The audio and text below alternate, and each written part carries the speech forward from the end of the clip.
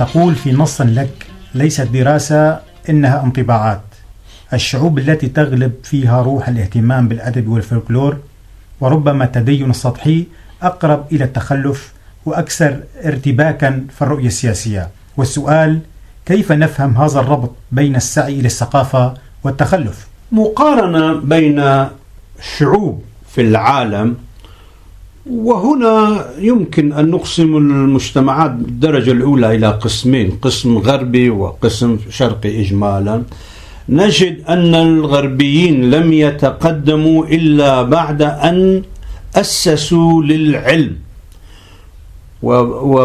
وطبعا العلم تأسس كنتيجة لتطور في الفلسفة.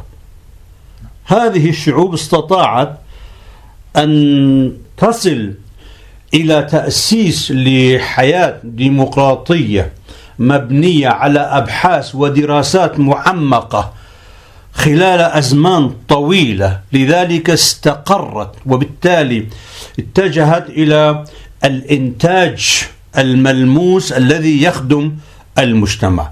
فإذا جئنا إلى المجتمع الشرقي على سبيل المثال ونأخذ منه المجتمع العربي الذي كان هو الحاكم لمدى طويل في المنطقة الشرقية من خلال الإسلام، نجد أن مثل الأدب والشعر يكثر فيه ولكن العلم يقل فيه.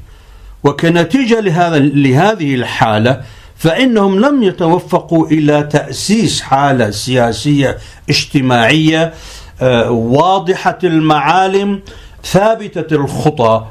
وأرى أن الأكراد الآن على هذه الخطى للأسف وبإمكانيات أقل. يقال بأن رؤيتك لمكتبة ما في شارع، شكل هذه المكتبة هو الذي يحدد رؤيتك إلى السياسة أو يحدد شكل النظام السياسي. يعني هذه تسمى مؤشرات أو تسمى قرائن وليست أحكاما قطعية. نعم. التكوين الإنسان نفسه، شخصية الإنسان نفسه، طبعا وعندما نقول إنسان نقصد ليس فقط الفرد، نقصد الحالة الاجتماعية التي يكون الفرد فيها ضمن هذا المجتمع. حسب تكوينه تكون رؤيته وتكون ردود أفعاله.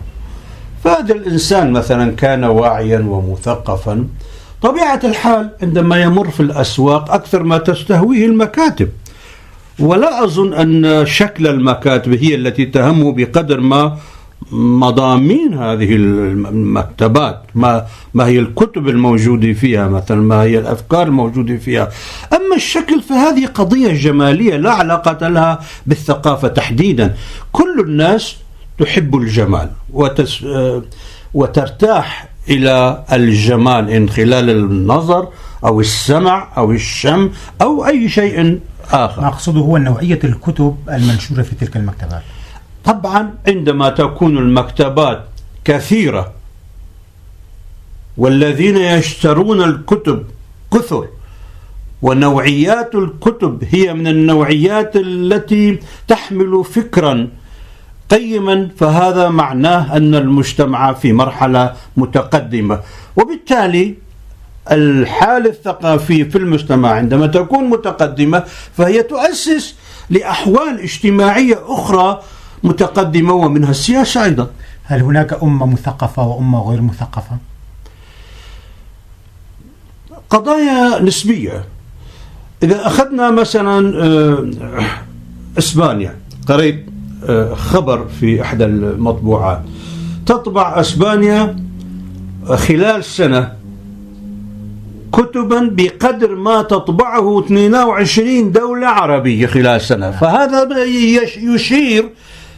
يشير إلى أن في إسبانيا هنالك مفكرون وأدباء وشعراء يكتبون، وهنالك مثقفون يتلقون هذه النتائج.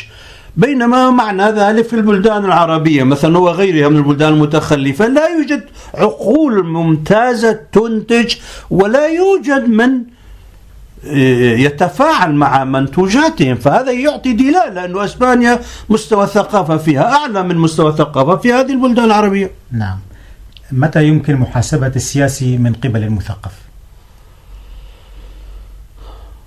طبعا النظم هي التي توفر هذه الإمكانية. عندما يكون النظام ديمقراطيا فكل شخص يمكنه من خلال رأيه الحر أن يحاسب السياسي على طريقته. أما إذا كانت النظم استبدادية وذات الحزب الواحد وذات سيكولوجية حزبية متعالية على المجتمع وعلى المثقفين، ففي هذه الحالة تصبح عملية النقد عملية نضال وليس مجرد عملية نقد عادية، يعني بمعنى المثقف عمليا هو السياسي في هذه الحالة وليس الحزبي الذي يمارس السياسة بدوافع مصلحية أو بانحرافات سلوكية ولا مؤاخذة.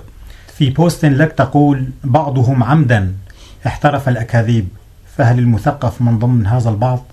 بالتأكيد شرائح الاجتماعية يعني مختلفة، ومسألة الثقافة أيضا نسبية، لذلك يعني كلمة الثقافة بحد ذاتها كلمة غامضة واستخداماتنا لها أحيانا ليست في محلها. فإذا قصدنا بالمثقف الشخص الذي يحمل شهادات مثلا أو لديه القدرة على أن يقرأ ويكتب ويتفاعل مع الأفكار، إذا أخذنا بهذا المعنى، نعم نسبة هؤلاء المنخرطين في الكذب عبر السياسة أو عبر التقرب من السياسيين أو عبر تنمية النهج المصلحي في حياتهم كثيرون منهم، وهم من الذين بلاؤهم لا يقل عن بلاء السياسيين المنحرفين أو بالأحرى الحزبيين المنحرفين.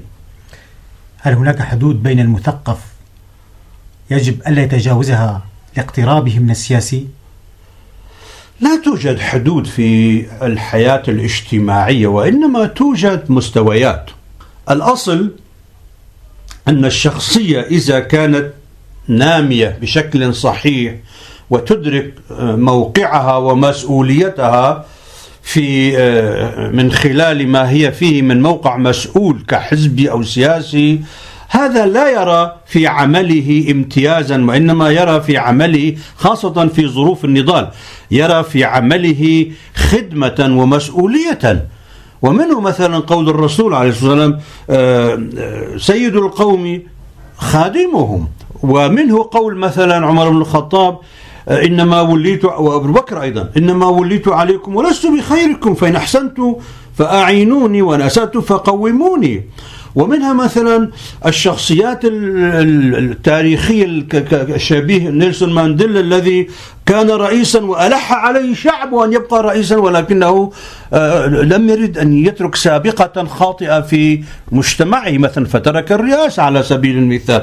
إذن يفترض أن لا تكون هنالك حواجز، ويفترض أن لا تكون هنالك حدود، وإنما تكون هنالك علاقات تنظيم. على سبيل المثال مسؤول عن إدارة بلد لا يمكن الناس أفواجا أن يدخلوا مكاتبه، يوجد نوع من التنظيم في الاستقبالات مثلا، من الترجيح من هم الأكثر إفادة في حالة الاتصال. أما أن تكون هنالك حدود فهذا من بعض المشكلات الانحرافية في فهم الثقافي للسياسة. كيف يمكن تجاوز السياسة الخاطئة وتجاوز الثقافة البلاطية والهشة ودفعهما إلى السكة الصحيحة؟ من هو القادر على هذه المهمة؟ أصل المشكلة تكمن في هذه النقطة، يعني مثل قضية الدجاجة والبيضة، أي من أيهما نبدأ. هنا المشكلة لو أن المناخ كان صحيا والحرية كانت متاحة والقيم الاجتماعية والأخلاقية هي تلك التي تمجد الثقافة باعتبارها رصيدا اجتماعيا وليس خاصا بشخص هنا أو شخص هناك، لو أن هذه الحالة الثقافية موجودة لساهم الجميع في تشجيع الثقافة. وعندما تنمو الثقافة وتأخذ مكانتها فهي تصحح أيضا المسارات الأخرى معها. أما إذا كانت الثقافة هي محاربة من قبل حماتها السياسيين مثلا ومضيقة عليها، فهذا يعني أنك تبقي التفكير والنشاط الثقافي والحيوية الفكرية جامدة، وهذا يبقي المجتمع في حالة تخلف طبعا. وتقول في حوار: الضحالة هي المشكلة التي تعاني منها الكتابة في زمن الإنترنت، فكيف يمكن رفع سوية الكتابة عموما؟ المشكلة في الإنترنت أن كل أحد يستطيع أن يكتب فيه، فترى فيها من يكتب ومستوى تحصيله لا يتجاوز الصف السادس مثلا، أو لا يعرف سوى أن يقرأ وأن يكتب. هؤلاء عندما يكتبون ولا يعرفون الأشخاص الذين يعني يشتركون معهم في الكتابات، مستوياتهم وأعمارهم وإمكانياتهم، يكتبون بطريقة وكأنهم هم أيضا في مستواهم وأحيانا أعلى من مستواهم، يقيمون ما يكتبون فيخفقون طبعا، لأنه ليس لديهم لا لغة يعبرون بها ولا تجربة كافية لكي يستطيعوا أن يحققوا هذه النتيجة. قضية تبقى قضية شخصية، على كل واحد يكتب أن يهتم بنفسه وليكتب، ولكن يكتب في حدود ما هو عليه، وعندما يرتقي فإن كتابته ترتقي مع مستوى ارتقائه وتحصيله وخبرته. أما التسرع وتجاوز حدود الأدب مع الآخرين مثلا، والدخول في كتابات انفعالية فيها مسبات، فيها شتائم، فيها تخوين، فيها ما شابه ذلك، فهذه هي مصيبة في الإنترنت وعلينا أن نتعامل معها. والمؤسسة الثقافية الرسمية ما دورها هنا؟ أنا أعتقد المؤسسة الثقافية لدينا ما توجد ككرد، ليست لدينا أي مؤسسة ثقافية. في أي نظام سياسي يعني؟ النظام الثقافي السياسي عندما عندما يكون أو تكون المنظومة الإدارية للمجتمع بشكل الحكومة مثلا والرئاسة والمؤسسات التي حولها، عندما يعني تهتم بالمسائل الثقافية، هذه المسائل الثقافية بطبيعتها تخلق ظروفا إيجابية تنعكس إيجابيا على كل أبناء المجتمع. لأضرب مثلا بسيطا، يعني في أيام جيلنا نحن قبل 50-60 سنة يعني كانت الناس أمية، ولكن كان الدافع إلى العلم لديهم قويا، لذلك تجد كل إنسان يخدم شخصا لأن لديه علم، لأن لديه معرفة، لمجرد أن لديه معرفة وعلم كان يهتم به. رؤية الأطفال لهذه الحالات كانت تشجعهم على أن يهتموا هم أيضا بالعلم ليكونوا في هذا المستوى. من الطبيعي أن يكون السياسيين على خصام وافتراق، ولكن كيف للمثقفين أن يكونوا على ضفتي هذا الخصام ومنقسمين كالسياسيين تماما؟ علينا عندما نشخص حالة أن نشخص الحالة الاجتماعية التي نحن بصددها. مثلا هل نحن نتحدث بالنسبة للدولة أم نتحدث بالنسبة للشعب كالشعب الكردي في حالة الواقع الكردي مع اللحظة؟ نعم، عندما نتحدث على الحالة الكردية مثلا نحن نعرف أن لم تكن توجد مؤسسة ثقافية بالمعنى الدقيق في الشعب الكردي منذ عقود طويلة. كانت توجد هنالك بعض مراكز دراسية دينية تساهم بشكل أو بآخر في نشر معرفة وثقافة دينية، فلذلك لم تتأسس حالة ثقافية مؤسساتية يمكن أن نشير إليها بأيدينا. وعندما حاول المثقفون في السنوات الأخيرة، وعلى منها مثلا تجربة نحن قمنا بها بالعام 1995 إنشاء جروب ديرك للثقافة الكردية، كنا نحاول من خلال هذه المجموعة أن ننشر الثقافة وأن نفعل الاهتمام بالثقافة. لذلك عندما يعني حصلت مناقشة حول وجود مجموعات أخرى من المثقفين، أذكر أنني قلت لهم دعوا الناس يؤسسوا جروبات ثقافية قدر ما يشاءون وعلى أي أساس يكون، ليكن على أساس الجيرة أو الصداقة والزملاء أو على أساس حتى العشائرية، لأن تنمية الثقافة هي كفيلة بتصحيح الأخطاء الموجودة ضمن هذه التكتلات. ليس كما السياسة عندما تكثر الأحزاب تؤدي إلى نوع من الصراعات التي تأكل بعضها بعضا.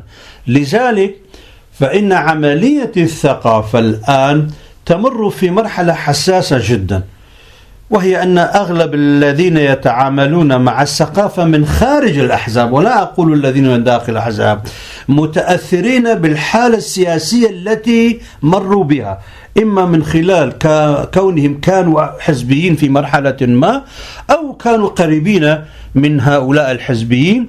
وللحزبين للأسف دور سلبي دائما في تربية الثقافة، لأنهم دائما يشجعون أشخاصا محسوبين عليهم، ولا يشجعون الثقافة للحالة الاجتماعية العامة. ولذلك نحن نمر في مشكلة. نحن الآن لكل حزب اتحاد كتابي، أنا كتبت على الانترنت، لكل حزب اتحاد نسائي، لكل حزب. هذا لا يجوز. الحزب كعمل سياسي، هذا تصرف متأثر بالأيديولوجية الماركسية التي أثبتت فشلها وانهيارها بعد 70 عاما. نعود نحن الآن لنحيي تجربة فاشلة بأدوات أقل بكثير مما كان لدى أصحاب هذه التجربة. أستاذ محمد، أشرت أكثر من مرة إلى مسألة اكتشاف تيتو يوغوسلافيا عميلا للغرب. قال في التحقيق: مهمتي أن أضع الرجل في المكان غير المناسب. نعم. فهل هناك شعراء في غير المكان المناسب؟ بمعنى آخر، هل أخذوا من الصيت الإعلامي أكثر مما يستحقون؟ وبرأيك ما هو السبب في ذلك؟ السبب في ذلك هي المحاباة السياسية، ولذلك هذه المحاباة السياسية دفعت الآخرين إلى أن يتخلوا عن خصوصيتهم الشخصية واستقلاليتهم وتجاربهم الخاصة، فيتسلقون على ما تقدمه لهم الأحزاب. وللأسف كلاهما يؤثران سلبا على بناء ثقافة قومية عامة، ونحن نرى نتائجها اليوم في تعدد الأحزاب الغالبة، وفي انقسامات الكتاب أيضا إلى مجموعات غير متفاهمة. وقد طرح قبل يومين أو 3، أحدهم طرح الأستاذ حواس لماذا لا نعالج هذه المسائل، واقترحت عليهم تشكيل مجموعة من المثقفين المقبولين الذين لهم تاريخ مشهود له ويتقبلهم الناس، ليشكلوا ما شبه لجنة ويتصلوا بالمختلف المثقفين والاتحادات القائمة، ويتناقشوا خلال سنة أو سنتين على طريقة من الطرق التي تجعلهم يتخطون هذا الواقع إلى واقع تشكيل حالة ثقافية تمثل القومية ككل. كيف يكون المثقف متوازنا في ظل التحولات الكبرى والمتسارعة والتي أفقدت كل شيء توازنه؟ التوازن مفهوم مطلوب لكل إنسان، ليس فقط للمثقف أو للسياسي. التوازن هي صفة تمثل طبيعة شخصية الإنسان. الإنسان ثنائي في تكوينه ما بين العقل وما بين النفس.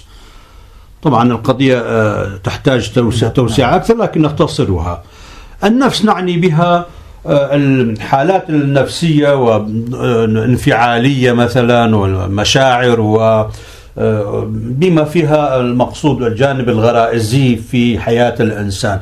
والعقل معروف هي القوة، هو القوة التي تمثل الوعي والفهم، والتي يفترض أنها تدير الإنسان، يعني هي تسيطر على النفس المفروض.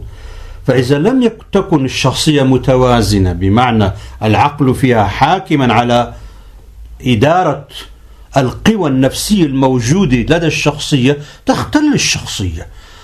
وبناء على هذه الحالة فالإنسان المثقف يفترض أنه الأكثر وعيا للمفاهيم وللمعاني وللتاريخ وللعبر وللتطلعات المستقبلية وللاحتمالات وإلى آخر ما هنالك من التصورات من التجارب والتصورات التي تخدم إظهار الأفكار بوضوح وبما يخدم الحالة الاجتماعية. مطلوب من الإنسان أن يستوعب هذه الأحوال ويتعامل معها بوعي، بحيث يعني على قدر ما يستطيع أن يكون عاملا إيجابيا لا عاملا سلبيا أو مسلوبا. وهكذا نرتاح حيث تقول في قصيدة قصيرة لك: قبل أن أستلقي على سرير الغفوة أغزل من نبضات قلبي نسيج شوق، يركب متن اللهفة يبحث في مناف الروح، لعله صدفة يلتقيك. أستاذ محمد، هذا الشوق المغزول من نبضات قلبك عمن يبحث في مناف روحك؟ حقيقة أنا لدي نتيجة للحالة الثقافية التي أنا عليها ونتيجة للتجربة التي مررت بها بالمنتديات، وطبعا أغلبها كانت عربية ومنها كانت كردية، فلدي ما يسمى باللغة العربية قلب أخضر. نعم. يعني أي أنني في أحاسيسي ومشاعري لست شيخا كبيرا في السن كما في عمري، لذلك عندما تثيرني مسألة أو يعجبني منظر أو كلمة كتبها أحدهم مثلا، أو مقطوعة شعرية أو لوحة رسمها أو شيء من ذلك، تثير لدي انفعالات، ومن خلال هذه الانفعالات في اللحظة أكتب بعض هذه الكلمات وأنا على ارتجالا يعني على الفيسبوك. هل تغير مفهوم الأمل لديك من مرحلة إلى أخرى؟ كل المفاهيم لنقول عند الإنسان تتغير بحسب الظروف، لكن هنالك جانب في حياتي وهو أن الحياة مهما كانت صعبة وقاسية والظروف التي تمر فيها، فليس لك إلا أن تعيش على الأمل والتفاؤل، لأن الإنسان إذا فقد هذين الشيئين لم يعد أو لا يعد يشعر بقيمة الحياة، والحياة قيمة طيبة وغنية منحنا الله إياها وعلينا أن نعيشها. فنحن إذن محكومون بالأمل كما نعم. يقول ونوس. نعم. وفي ختام هذا الحوار الشيق، حبذا لو تقول كلمة لمستمعي راديو هيفي FM. أحيانا كلمات قليلة إذا توقفنا عليها بجد وكنا من النوع الذي يتفاعل مع الكلمات من حيث الاستعدادات ومن حيث قدرة الفهم، فإن كلمات قصيرة تغني عن كلمات كثيرة. أقول